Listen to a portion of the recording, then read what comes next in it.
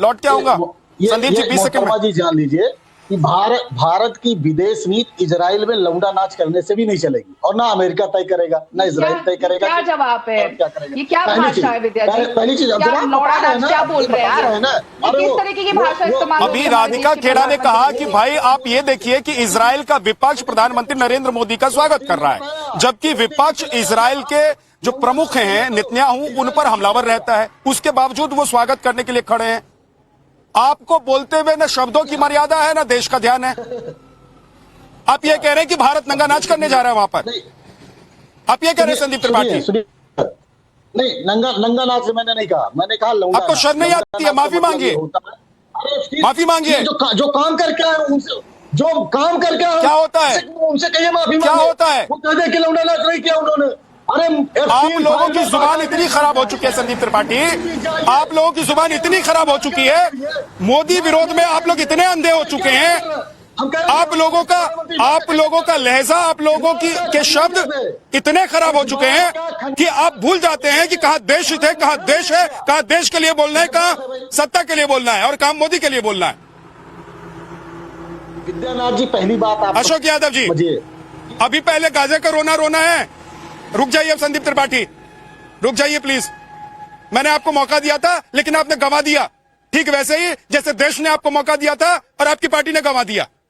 अशोक यादव जी, मैं ये जानना चाहता हूं कि जब इजराइल कह रहा है कि आयरन डोम जैसे हमारी जो टेक्नोलॉजी है वो हम आपसे शेयर करेंगे, जिससे हमारी सीमाएं सुरक्षित हो जाएंगी, जिससे पाकिस्तान और चीन के पेट में दर्द होगा कि भारत ये क्या हासिल कर रहा है, ऐसे में गाजा का रोना रोना, जेनोसाइड का रोना रोना, इसका मतलब तो यह है ना कि आपके लिए देश पहले नहीं है, आपके लिए गाजा पहले है, आपके लिए वोट बैंक पहले है।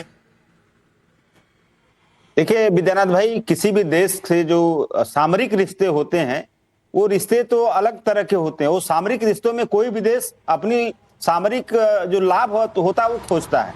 तो भारत का सामरिक लाभ इजराइल से जो हो, भारत उसमें खोजे, इसमें कोई दिक्कत नहीं है। आयरन डोम या जो भी ड्रोन जो भी टेक्नोलॉजी भारत उनसे लेना चाहता है वो भारत को मिले, इसमें कहां से कोई दिक्कत वाली बात है। ये तो अच्छी बात है, भारत की सीमाएं सुरक्षित होंगी आयरन डोम मिलने से। हमारे पास S-400 ऑलरेडी रशियन हमारे पास डिफेंस सिस्टम है ही, अगर वहां इजराइल वाला मिल जाएगा तो और बढ़िया हमारे लिए है। सवाल ये नहीं है, सवाल यह है कि जो हमारे विपक्ष के लोग सवाल खड़ा कर रहे हैं, इस सवाल में पार्लियामेंट स्टैंडिंग कमेटी के जो चेयरपर्सन है शशि थरूर साहब ने भी इस पे सवाल खड़ा किया है।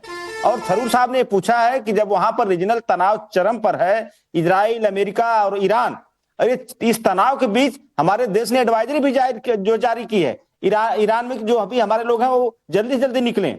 तो ऐसे जो टाइमिंग जो है प्रधानमंत्री के विजिट का, ये टाइमिंग रीजनल तनाव में कहीं न कहीं एक अलग तरह का जो इफेक्ट इसका आ रहा है।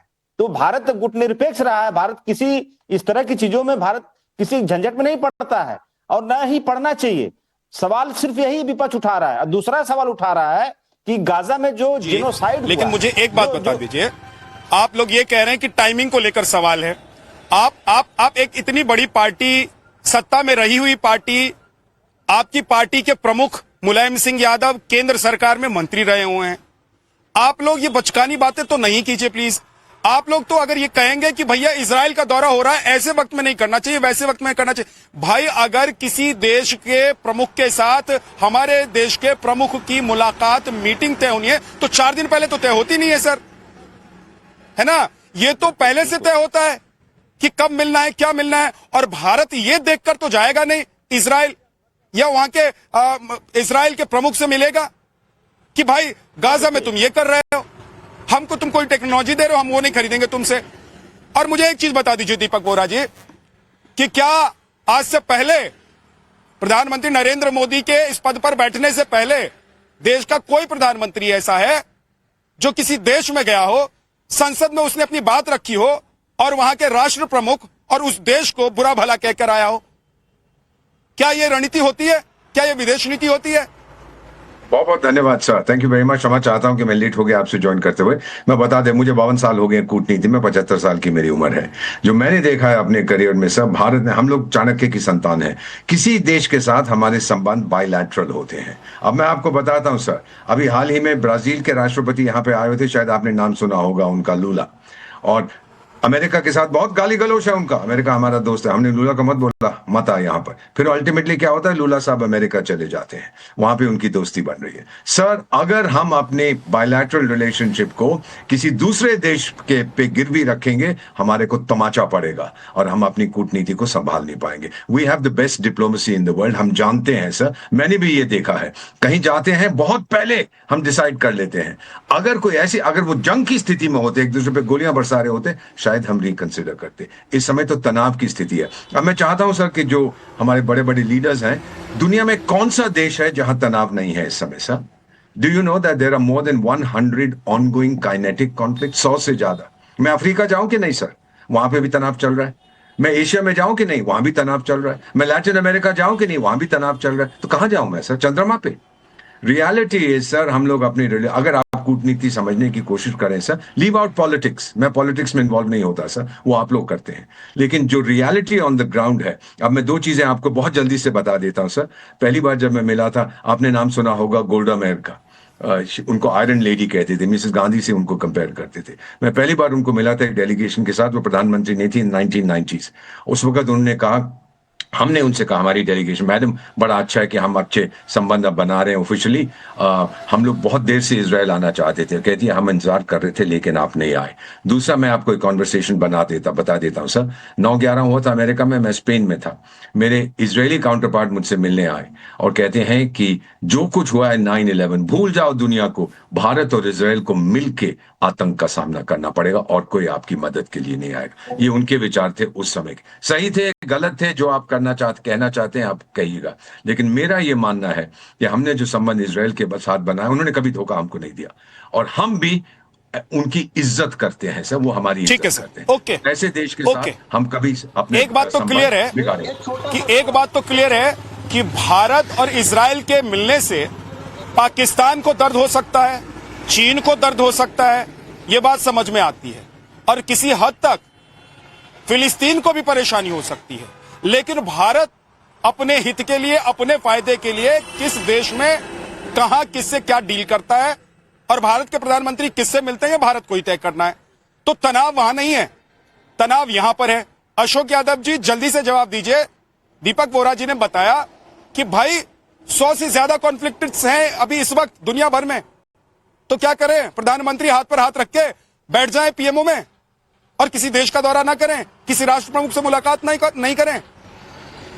नहीं, देखिए विद्यानाथ जी, ये हमारी फॉरेन पॉलिसी अगर इतना सफल होती तो आपको याद है ऑपरेशन सिंदूर के दौरान हमारे साथ कौन लोग खड़े थे खुल के और पाकिस्तान के साथ कौन लोग खुल के खड़े थे। ये हमारी फॉरेन पॉलिसी की सफलता इसको बताया जा रहा है।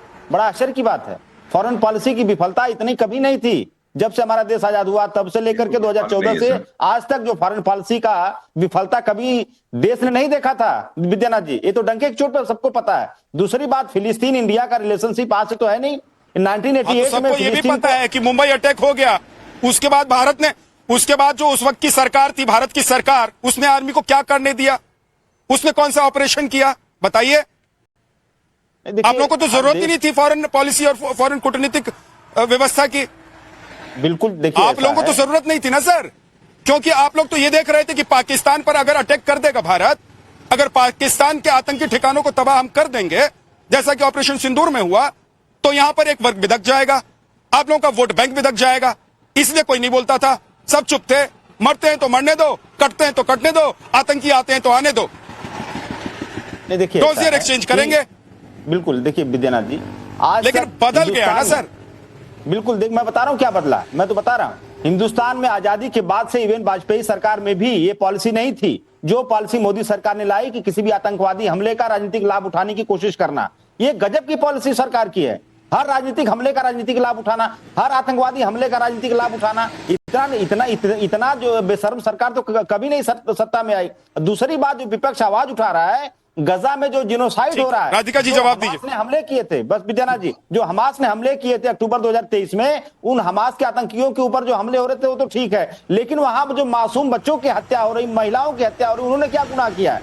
इस पर क्या प्रधानमंत्री को नहीं कुछ सवाल खड़ा करना चाहिए? सर एक चीज बता दीजिए, मुझे एक चीज बता दीजिए, अखिलेश यादव भी और राहुल गांधी भी, आ रहा हूं राधिका खेड़ा, आप जवाब देना चाहती है, मैं आ रहा हूं, लेकिन एक चीज बता दीजिए, अखिलेश यादव भी और राहुल गांधी भी फॉरेन दौरे पर जाते हैं, विदेश दौरों पर जाते हैं और बड़े बड़े मंचों पर, बड़ी बड़ी यूनिवर्सिटीज में भाषण देके आते हैं।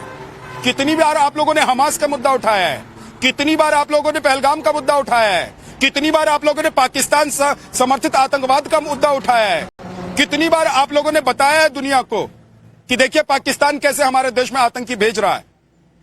कितनी बार आपने बताया है कि पाकिस्तान ने कश्मीर को कलेश में रखा, कितनी बार बताया है सर?